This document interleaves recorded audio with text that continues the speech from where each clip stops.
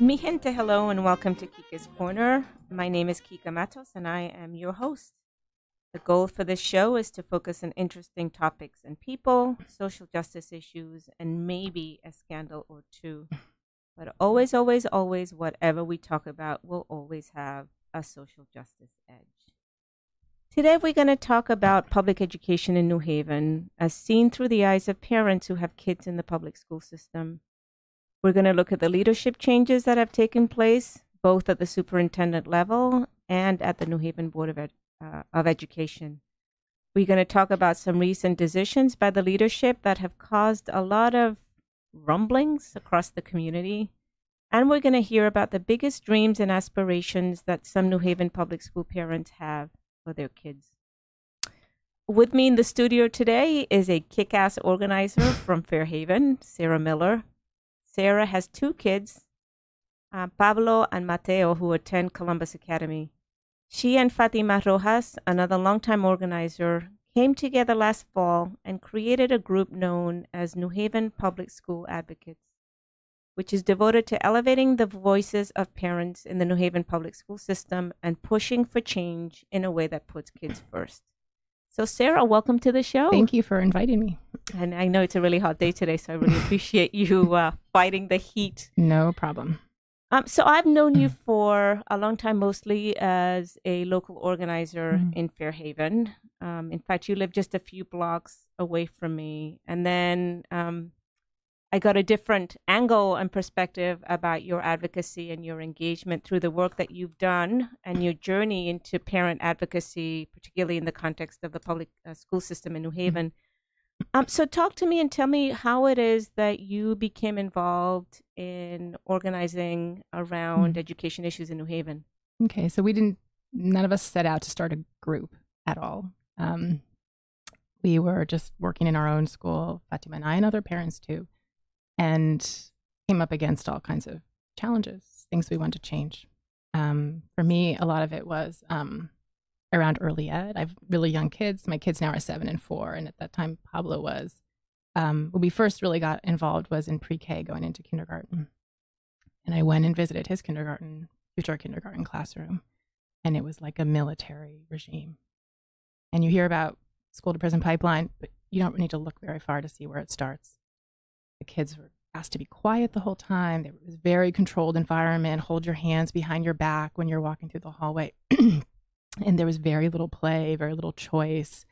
It was just like drill and kill. And none of the research I was familiar with about early ed said that this was appropriate. We started asking questions, and wasn't clear who was in charge of early ed. Somebody was sort of doing it, but sort of not. Everybody kind of agreed with us that it was a problem, but the school told us, talk to people, in the district. The district said, well, maybe you can talk to the teacher. It's just not like just round and round, like you're trying to fix a problem with your computer or something, and it's the modem or it's the right. So after going round and round on that and other issues for a couple of years, we decided. We talked, lots of other parents at other schools. I've lived in New Haven since I was 3, so I know lots of people, lots of different schools, lots of different ages, and everybody had questions, and nobody knew how to get answers to them. And when people of means, when that happens over and over, they just go to private schools. And I really don't want my kids to go to private schools. We want to be part of our community. I love the idea of public education and my kids being exposed to people they wouldn't meet otherwise. I mean, that's the dream. Right. And so we had this idea to have a forum, do a series of forums really with the members of the Board of Education. At that point, there was an interim superintendent. And just to be clear, the we were included you and a set of other parents. Just a small group. Yeah, it was mostly me and Fatima Rojas and a couple other people who were. And Fatima's kids at the time were also at Columbus? Mm-hmm. Okay. And still, one of them is still there. And she would be here if she wasn't working. So maybe you can have her some another time.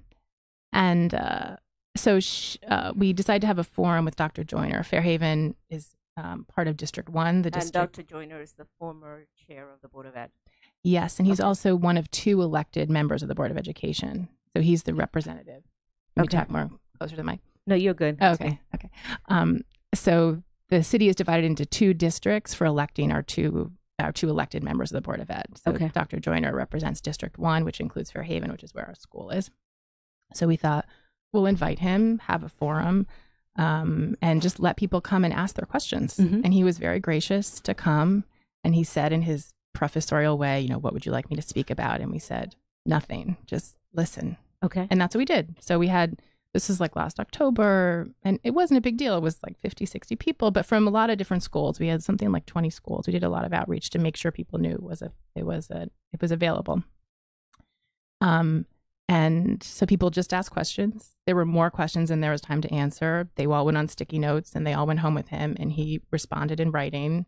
And we sent that around to everybody. Okay. And people felt like, it's possible to get answers to questions. Even if it's not the answer that I want, even if it's not the full answer, there's like an opening. And so there were people who came that night, and then people who heard about it and wanted to become more involved. And we didn't really know what we were doing, but we just wanted to create some sort of an avenue for not just parents, but also teachers who often have lots to say about things but aren't in a position to do so because they feel they feel like there might be retribution if they're critical of their principal or something else. And also students, high school students. Even my 7-year-old has a lot to say about how he liked his school to be different. So then the superintendent search was sort of suddenly upon us, and we weren't looking to do anything around the superintendent search specifically, but it was happening. So we, on the night of the forum where there were the 3 candidates, the 3 finalists presented to the community, we stayed behind in the library and invited people to come and debrief. And we had sort of one page for Dr. Burks, one page for Dr. Brown, one page for Gary, and did sort of pros and cons. And so from the people who came that night and were part of that discussion, then the people who were involved in that earlier thing with Joyner, we just decided everybody sort of gelled, and there was this community of people who had similar interests. And that's the genesis of NHPA. That is the genesis. Yeah. And what is its actual mission? Like, if you could encapsulate what its focus is. I think to open up, to give people a role, anybody who has a stake in the system, to give them a role and a voice. You seem to have created this entity at a time when a lot has blown up. There's a lot of acrimony and animosity within the Board of Ed and towards the Board of Ed. There are some ethically challenged members who are part of the Board of Ed who have had quite a reputation in New Haven for a long time. And then you really started elevating your voices and organizing around the superintendent search. And then since then, it just seems like just about every other week, there's some controversy that has emerged out of the Board of Ed. So tell me what you see in terms of the menu of controversies that seem to have emerged. What are the most pressing issues in your mind? So what I really care about is what happens in schools, like what happens in the classroom. That's what I really care about. But what I learned is in order to address those issues, you have to first address really basic issues of the way the entity operates. The entity being the school or the Board of Ed or the Board of the district as a whole, the Board of Ed and central office and how all the pieces fit together. But the Board of Ed in particular. So it's difficult to even find out when a meeting is going to happen, for example. The meetings are difficult to access. Why is that? They weren't posted. Sometimes the agenda is posted a day before. It's posted in a part of the website that's like 5 levels down. You have to know to go look for it. There's not often not notification when there's a special meeting. And these are meetings that are ostensibly open to the public? They are public meetings, yes. Okay. And for example, the Finance and Operations Committee, which approves all the contracts, the material, it goes out in a PDF that you can't search. So the one thing we decided to do sort of after our new superintendent was put in place is just create a mechanism for trying to increase transparency. Okay. So we assign people to observe the board meetings and to take notes and to upload those to a website. We also took the contracts that go through finance and operations and put them into a searchable spreadsheet. And all this is up on our website for anybody to look at and see. And anybody who'd like to volunteer to take notes in a meeting or to help with that transcription is most welcome. And then you've really weighed in. I mean, it's not just that you're exposing and making sure that parents, you're exposing the flaws in the system and making sure that parents have access to information that really matters in terms of their kids' education. But you weighed in around the superintendent search. You've weighed in now around the budget crisis. Tell me, and then there was a petition that you circulated just a few months back that I think generated hundreds and hundreds of signatures from the residents of the city of New Haven. So tell me, break it down for me, the issues that you think have been really of concern or should be of concern to any parent who has a kid in the public education in the public school system. So who the superintendent is obviously really, really matters. And so we had, we didn't think Dr. Burks was the most qualified candidate. It wasn't personal, but that was the conclusion we came to. We did have some concerns about some for positions too. So we advocated for the candidates we thought would be the strongest. Okay. Who's on the Board of Ed also really, really matters. Board of Ed picks the superintendent. Board of Ed decides which contracts go through. Board of Ed decides whether people get laid off or not. And what we saw on the Board of Ed is that there are some sort of systemic problems. There's only one person on the Board of Ed now who has any background in education at all. There's people who work with youth and stuff, but that's not the same as a background in education. It doesn't have to be a scholarly background. It can be working in a school or whatever. So when you're making decisions about layoffs and curriculum and staffing, you should know the history of education. You should know, what this is all about, right? In a deep way. And so that's a real concern. And the other concern is conflicts of interest. There's 3 people on the board who all have close affiliations with the same organization. It's a great organization, but that organization happens to receive money from the Board of Ed for some of their programming. So it's a problem. And there hasn't been a mechanism for looking at any of that before. It used to be the Stefano appointed as people to the Board of Ed. They were on the Board of Ed, and that's it. Now there's the possibility for the Board of Alders to weigh in, and they're not used to even thinking about things that way. Okay. But with the charter revision, the Board of Alders actually votes the appointees up or down.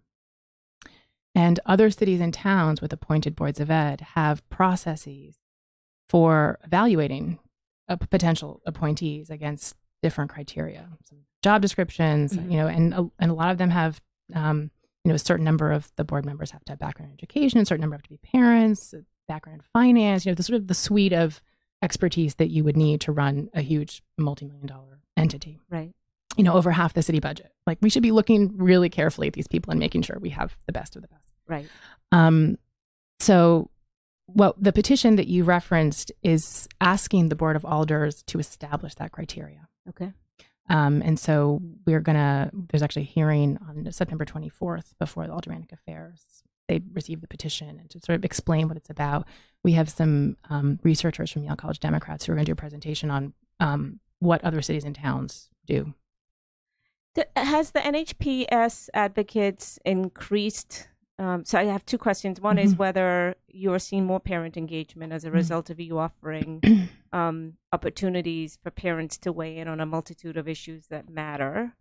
And then the second question is, do you think you have impacted the way that the Board of Ed engages on these sets of issues that you just articulated, and have you been able to establish an effective channel of communication with the superintendent? Mm-hmm. I'll take the second one first. Okay. So I think yes, to some degree. I mean, obviously not as much as we would like, but we're seeing more talking about transparency. There was a period when there was like every single meeting got announced. Every single meeting got, there was a robocall to the whole district, and that was happening. I don't know. It was sort of over the winter when we first got really active with this stuff, and then now it's sort of tapered off. Okay. But it's not a difficult thing to do, and it just requires somebody saying this is important and we need to do it. And so it was happening for a while, and it was happening because we asked for it. Okay. I also think we've provided a venue for people to ask their questions, which was sort of how we got started. Mm-hmm. So we do read a list of questions at every Board of Ed meeting, and they were being answered for a while, and then that stopped too. But we were trying to see if we can find another way for them to be answered. Okay. So yeah, in little ways. Okay. And I think there is the sense that there's stuff happening out there that hasn't been happening before, and my sense is that people in the district are trying to figure out too, how they relate, because it's not the way that parents have normally been involved. And on that point, let me read to you, and I want to get back to the question of more parent engagement and what you're observing. The New Haven Independent has written a bunch of articles that include reference to some of your work. And in one of the articles, they were looking at the acrimony that exists between the Board of Ed and parents, and they described it as follows. In the past, in brutal public participation sessions at the Board of Ed's semi-monthly meetings, board members have felt bashed unreasonably by an angry public, while parents have felt the board didn't care about their issues. Do you think this is an accurate assessment, and has it changed? It definitely was at that time. Okay. For the reasons I described before, that there was no way to get your questions asked. So it makes people angry. I don't really think people had every right to be angry.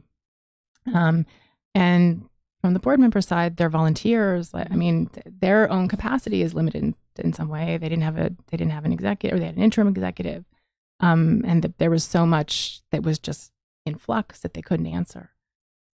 So yeah, I wasn't really involved in any screaming, but there were a lot of people screaming in those meetings.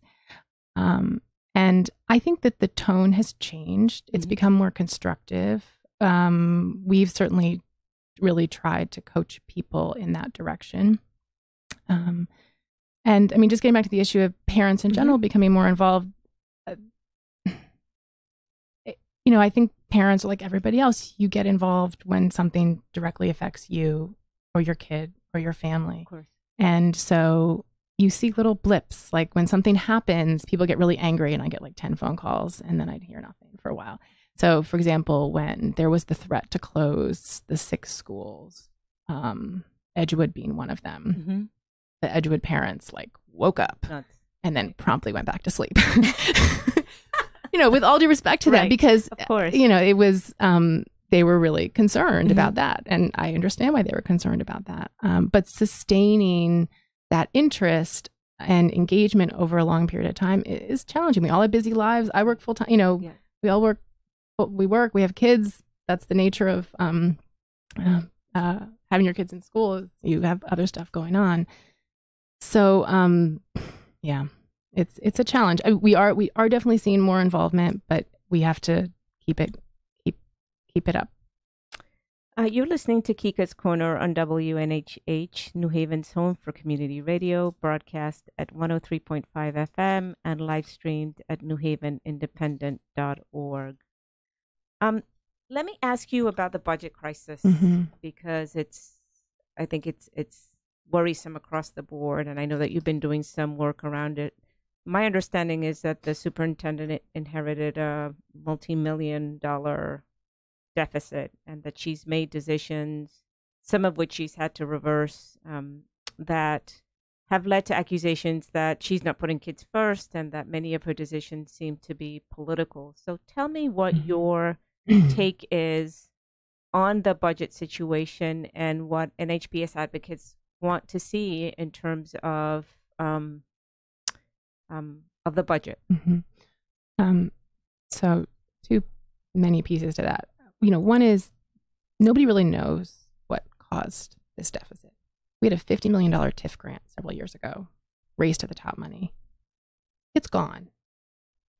It was not used to shore up the district in any way that is noticeable now. So we've heard little various versions of it and bits and pieces, but the big question of why do we have this deficit is not really answered. And what is she going to do? She's in a really difficult position. She is. And I feel for her. I wouldn't want to be in that position. What has been concerning is that the people who we would see as like the last people to be cut, teachers, librarians, guidance counselors, people we were already short on, especially guidance counselors, were in this first round of layoffs. And that's who she chose to cut. So that seemed to us not really consistent with a mission that puts kids first. We have some duplicative functions in central office.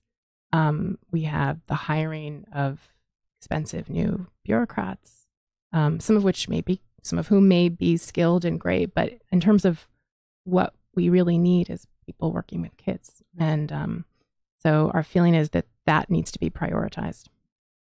And the school district historically, we've heard that a hat used to go around and used to be asked to contribute to the mayor's campaign, all the staff in central office. And so it's operated as a political entity for a long, long time, and it will take time for that culture to change. But it's the only way that we're going to have a district that doesn't have future deficits. And have you put forth recommendations for how you think the budget should be modified? Yes. We, a couple weeks ago, before the layoffs were approved, we submitted a set of proposals to Dr. Birx that included decentralizing many of the central office functions.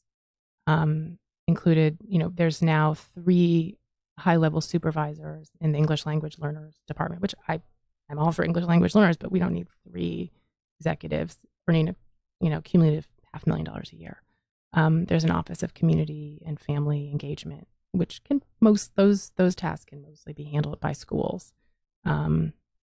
So things like that. Also looking at furlough days and other ways of even like salary cuts. Like, do we need to be paying the level of salary that we're paying to all these people while we're cutting services in schools? Did you get any response to your recommendations? Nope. Do you think the Board of Ed or the superintendent really care what parents have to say or what NHPSA have to say? My watch just broke. I'm sorry about your watch. It's okay. I think some individuals do on the board. I know that they do. I think some are more looking out for themselves and their own political ambitions. And as far as the superintendent goes, I don't know. I mean, it's early. We've met with her once. We've asked for sort of a more regular communication, and she's open to it in theory. So we'll see. I mean, we have every reason to want the district to succeed. I mean, to me, I don't care if it's Carol Burst or anybody else. I just want the schools to work for all of our kids. Well, and as a parent of a child in the public school system, I'm just really grateful for the advocacy that you've done on behalf of all parents. If you could wave a magic wand, what would the New Haven public school system look like? Yeah, we have sort of a joke when it's a really bad day. It's like, where do you even begin? Because it's so much. And yeah, I mean, a million different things. For my own kids, a classroom environment that is really nurturing, where the teachers themselves are supported in what they're doing, and they're allowed to be creative, to focus, to do whatever they think is best for the kids. and where there's real equity across the district. So there's not schools where there's tons of staff and tons of resources, and other schools where you're just like, fighting over crumbs. And, and where it's like exciting to go to school for kids, that's really what I want. So that we create the kind of city that we want. This is a jobs issue. This is a culture issue. Like, the nature of our schools has a big impact on the nature of our city. And so we have to look at, are we producing people who know how to just follow rules, or producing kids who know how to solve problems and sort of work around barriers and think critically and start new things, and are encouraged when they do that and aren't told, oh, no, that's violating, some weird rule. And I know it's a challenge because the class sizes are large and there's a crowd control aspect to everything, but other districts do it, and we can do it too. New Haven we created the hamburger, right? That's right. We created the pizza. Like, we can move the needle on public education. There's no reason why we can't do it. That's absolutely right. You're listening to Kica's Corner on WNHH, New Haven's home for community radio, broadcast at 103.5 FM and live streamed at newhavenindependent.org. Unfortunately, we are coming to the end of the show. This has been really fascinating, and I want to thank you for coming. Thank you for inviting me. But in the meantime, I have a set of questions that I always ask my guests, so I want to end the show with those questions. Do you have any New Haven heroes and sheroes? And if so, who are they? I would say my parents we've lived here since I was 3. And my mom was always in the schools with me. My dad, even though he worked crazy hours, was always with us. And they're also really involved in their neighborhood, which is Westville. So, yeah. And this is going to be particularly hard for you since you've been here for so long. But what is your favorite New Haven neighborhood and why? Well, I grew up in Westville, and I love Westville, but I don't want to live in Westville. I really love Fairhaven, and I moved there only because of my husband, and I didn't even care. That's just where he wanted to live. But I've really come to love it. I love living in a truly diverse community, ethnically, religiously, economically. Our neighbors are from all over the world. I just love walking our neighborhood. It's also a physically beautiful place with the river. So it would have to be Fairhaven at this point. Although, I love Westville too. What a big shout out for Fairhaven. And I did not pay her, just for the record. I did not pay her or beg her to give that answer. I think Fairhaven is my favorite neighborhood too, and it's where I live. If you could pick a superhero power, what would it be? Only to be invisible. Yeah. And finally, what is your favorite New Haven pizza? I'm assuming Sally's, Pepe's, or Modern would feature somewhere up there. No, I have to give a shout out to Granda Pizza. Oh. Yeah, Granda Pizza around the corner from our house in Fairhaven. Most people haven't been there, but it is as good. My son loves the pizza from Grand Pizza. Yeah, the owner is actually trained at Modern, and so it's a kind of modern style, but it's its own thing. Yes. And it's very, very good. Very cool. So I want to thank you, Sarah, for joining us today on Kica's Corner. And until the next time, to those of you who are listening, here's wishing you justice, solidarity, and many days of sunshine. Thank you. Thank you.